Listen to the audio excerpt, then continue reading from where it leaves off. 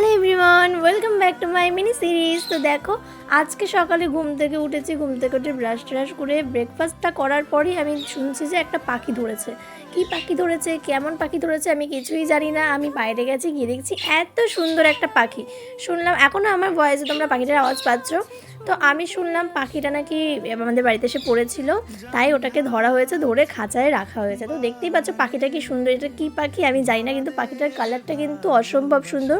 তো পাখিটাকে নিয়ে অনেকক্ষণ রোদে বসে থেকে তারপরে আমি স্নান সেরে নিয়েছি। আর স্নান সেরে নেওয়ার পর আমি একটা ডিসিশন নিয়েছি। ডিসিশনটা এটাই হচ্ছে যে আমি পাখিটাকে আমার ঘরে এনে রাখবো।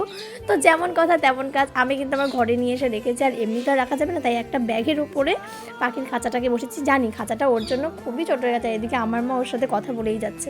তো যেহেতু দুপুর হয়ে গেছে, দুপুরের খাওয়া দাওয়া সেরে নিয়ে এখন আমরা খেয়ে নেবো হচ্ছে ফল। কারণ আগের ভিডিওতে তোমাদেরকে বলেছি আমি কতটা দুর্বল আর আমি কতটা ভয় পেয়েছিলাম কিছু একটাতে। যাই হোক, এখন সমস্ত কিছু কাটিয়ে ফল টল নিয়ে এসেছি। ফল টল খেয়ে নিজেকে একটু স্ট্রং করতে হবে।